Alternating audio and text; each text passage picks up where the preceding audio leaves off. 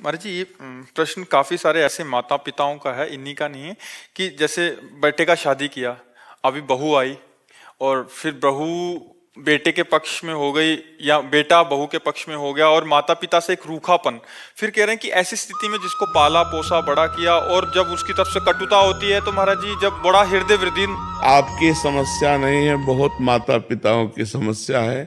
क्योंकि बच्चे अध्यात्म से जब तक नहीं जुड़ते तब तक उनको ये समझ में नहीं आता कि मातृ देवो भव, पितृ देवो भव, हमारे माता पिता हमारे भगवान हैं, ऐसा भाव नहीं आता। तो स्वार्थ में बुद्धि मलिन हो जाने के कारण अभी तो आप चल पा रहे हैं तो रूखापन है, और जब चल नहीं पाएंगे तो एकदम विरोधी भाव आ जाएगा। जब आप खाट पर शौच करेंगे ना और उनको फेंकनी पड़ेगी ना, तब गालियां खानी पड़ेंगी। कोई विशेष श्रद्धावान अपने ऐसे माता पिता की सेवा कर पाता है। नहीं तो बहू सास को पीट रही है, बेटा माँ पिता को मार रहा है लात डंडों थप्पड़ों से। तो ये जो अध्यात्म विहीन हैं, जिन्होंने शास्त्र स्वाध्याय नहीं किया, जिन्होंने भजन नहीं किया, तो उनके अंदर एक आसुरी बुद्धि पलती रहती है। आसुरी माने राक्षसी बुद्धि, और वो समय आने पर राक्षसी स्वरूप प्रकट। ये आसुरी बुद्धि है जो अपने माता पिता को मारे पीटे कष्ट दे, उनको गालियां दे। दैवी बुद्धि है कि उनके चरण छुए, उनको भगवान की दर्जा दे और उनका पोषण करे। अवस्था जैसे जैसे ढलती जाए तो वैसे दुलार करे, जैसे हमारा दुलार माता पिता ने किया। बेटा और बहू भी तो एक दिन बूढ़े होंगे। हाँ, देखो, अगर हम अपने माता पिता को कष्ट देते हैं तो हमारे जो पुत्र होंगे वो हमको उससे 100 गुना बढ़ के कष्ट देंगे, क्योंकि वो ब्याज भी तो मिलेगा।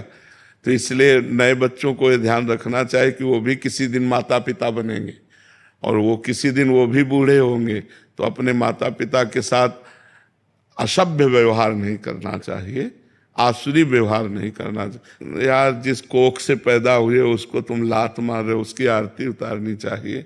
माता तो देवी है, तो पिता भगवान का स्वरूप है, ऐसा भाव। पर ये भाव तभी आएंगे जब सत्संग सुनोगे, अध्यात्म में चलोगे। अगर अध्यात्म की बात नहीं सुनोगे तो राक्षसी भाव ही आएगा कि चलो किसी अनाथालय में छोड़े आते हैं, फुटपाथ में छोड़े आते हैं, ऐसे। तो हमें लगता है आज हमारे नौजवानों को अध्यात्म श्रवण करने की आवश्यकता है। शास्त्र श्रवण करें, संतों की बात सुने, जिससे समझे तो माता पिता कौन है। माता पिता की आराधना से भगवान विट्ठल आज जो महाराष्ट्र में विराजमान है, वो माता पिता की आराधना से ही प्रकट हुए। पुंडरीक नाम के एक भगत अपने माता पिता को भगवान मानकर आराधना करते थे, तो भगवान स्वयं चलकर दर्शन देने आए। जो विट्ठल रूप में है ना, वो स्वयं दर्शन देने आए। माता पिता की आराधना भगवान की आराधना है। पर कलयुगी बच्चे नहीं समझ पा रहे हैं, वो अपने माता पिता को दुख दे रहे हैं, तो उनके बच्चे उनको दुख देंगे। पक्का समझो, ब्याज सहित मिलेगा। यहाँ सब कुछ ब्याज सहित मिलता है। तो गुरुदेव, ये कर्म तो छूटेगा ही नहीं। जैसे बच्चों को उनके किए का कर्म मिल रहा है, पर उनके तो यही तो परंपरा हम आज तक भोग रहे हैं। जब से सृष्टि हुई तब से यही तो भोग रहे हैं। बार बार जन्म, बार बार मरण, बार बार जन्म, बार बार मरण। कहाँ मुक्त हो रहे हैं हम? ये कर्म परंपरा चली आ रही है, वैसे दुष्ट होते चले जा रहे हैं। अब ये अध्यात्म शिक्षा बचपन से दिए होते, गलती इनकी भी है। आधुनिक शिक्षा ही केवल दी, आध्यात्मिक शिक्षा नहीं दी, तो वो क्या जाने। अगर ये शुरू से कहते हैं छुओ पैर, प्रातःकाल उठ करके रोज मम्मी के पैर छुओ, हाथ जोड़ो, बड़े भाई से हाथ जोड़ो, ये सिखाया गया है। जैसे हम लोग छोटे थे ना, कराग्रे वस्ते लक्ष्मी कर मध्य सरस्वती, बोले हाथ छुओ, धरती के पैर छुओ, चलो अम्मा के पैर छुओ, जाके पिताजी के पैर छुओ, बड़े भाई जैसे ऐसे शिक्षा। तो अब वो रोज की दिनचर्या बना दी। उठे ऐसे ऐसे करते हुए अम्मा के पैर छुओ, बोले खुश रहो।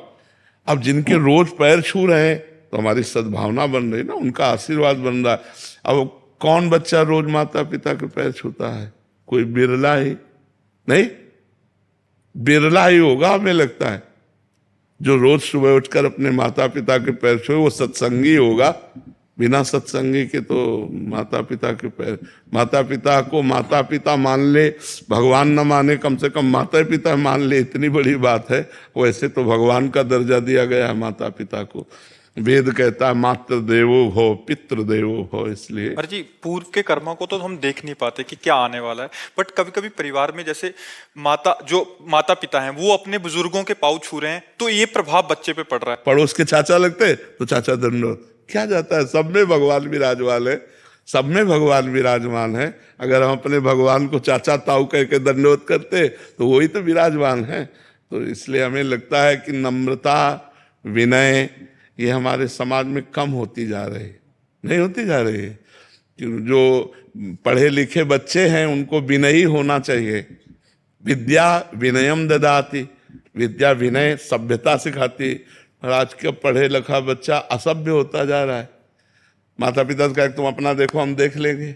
कुछ तो पेरेंट्स भी अभी ना मतलब बच्चों को मॉडर्न स्टाइल से चलना चाहते हैं थोड़ा। बच्चों को ही, क्योंकि खुद अध्यात्म नहीं है महाराज जी, इसलिए वो चाहते हैं कि जैसे हम हैं वैसे ही बच्चे बने, और क्योंकि बिल्कुल महाराज जी दिशा विहीन उनका ही खुद का ही जीवन है तो फिर कैसे। हाँ, मॉडर्न लाइफ जीने के चक्कर में तो फिर वो मॉडर्न बच्चे टट्टी नहीं उठाएंगे। फिर तुम्हें पड़े रहना पड़ेगा। महाराज जी अगर सब कुछ गुरु के चरण कमलों में समर्पित कर दिया जाए फिर कर्म बंधन नहीं। देखो जब तक कोई समर्पित होना नहीं चाहेगा तो किसी को समर्पित करने से कोई समर्पण नहीं होता। मनुष्य शरीर कोई फल फूल नहीं है, वो समर्पित नहीं होना चाहता तो हमारी ताकत नहीं कि हम उसको बदल दे।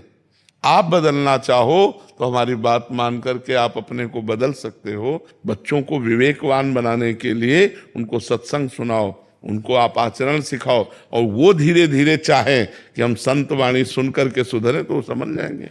पर जी इसीलिए शायद पहले गुरुकुलों का निर्माण था कि कुछ समय के लिए बच्चे हाँ माता पिता से अलग हो। हाँ हाँ, तो वो बहुत अच्छे परिवार को चलाने वाले बनते थे, क्योंकि गुरुकुलों में सब आध्यात्मिक और आधुनिक दोनों शिक्षाएं दी जाती थी। तो इसलिए वो बहुत विवेकवान होते थे, गृहस्थी को भी चलाते थे और संयम से भी रहते थे।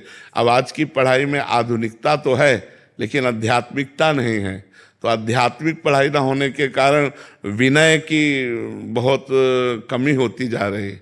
नहीं, पढ़े लिखे बच्चे विनय से बहुत दूर होते जा रहे हैं। नहीं, जितना ग्रेजुएट उतना अहंकार है, उतना, जबकि जितना ग्रेजुएट उतना सरल होना चाहिए कि आप बहुत पढ़े लिखे व्यक्ति की पहचान यही सभ्यता सरलता। आप गाड़ी में बैठे बस में जा रहे हैं, कोई बड़ा बूढ़ा खड़ा है, आइए दादाजी आप बैठ जाइए, हम तो खड़े भी रह सकते हैं। अब तो लगा पढ़ा लिखा है, नहीं लगा कि पढ़ा लिखा है, सभ्य आदमी है। तो पढ़ा लिखा का संबंध सभ्यता और विनय से है। और आज सभ्यता और विनय दोनों गायब हो जा रहे हैं। पढ़े लिखे तो बहुत लोग हैं, सभ्यता और विनय जा रहा है। तो हमें लगता है आध्यात्मिक शिक्षा ही सुधार सकती है। गुरुदेव भगवान, हम अपने बच्चे तो नादान हैं, उनको समझ नहीं है, उनके कल्याण के लिए कहीं ना कहीं हम नाम जप करके समर्पित करें तो क्या हाँ हो जाएगा। हाँ बिल्कुल परिवर्तन होगा।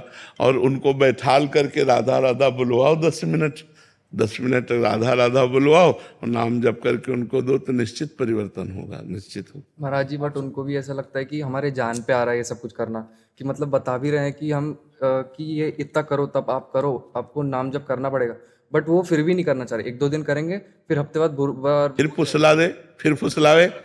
हफ्ते में अगर 1 दिन भी करने लगे ना तो हमारी बात तो मानने लगे ना। हम 2 दिन करवाएंगे, फिर हफ्ता भर कहने के बाद 3 दिन करवाएंगे। हम धीरे धीरे उनको सतमार्ग में। देखो बच्चों को खिलवाड़ में भजन कराया जाता है। देखो तुम्हारे लिए हम बाल भोग बना रहे हैं, तब तक तुम राधा राधा, अगर राधा राधा बोलना बंद किया तो नहीं मिलेगा। राधा राधा राधा राधा राधा राधा शुरू हो जाएंगे बच्चे हैं, और इसके बाद फिर खेलने लगे राधा राधा राधा राधा राधा, ऐसे मतलब प्यार से दुलार से। आओ हम सब बैठते हैं, देखो भगवान जी की कथा सुना रहे हैं, सुनो चुपचाप बैठो, देखो ये क्या संत कह रहे हैं सुनो। धीरे धीरे धीरे वो अनजाने में उनका सुधार हो रहा है, वो ना जाने तो भी सुधार हो रहा है। जब गर्भस्थ शिशु प्रहलाद को नारद जी ने उपदेश किया तो समझ में आ गई ना। अभिमन्यु को उपदेश किया अर्जुन जी ने तो चक्रव्यूह तोड़ना गर्भ से जान गए, तो गर्भस्थ शिशु को कितना ज्ञान, वो तो अब बाहर आ चुका है। अगर हम सुनाएंगे तो उसके संस्कार बदलेंगे, उसके भाव बदलेंगे।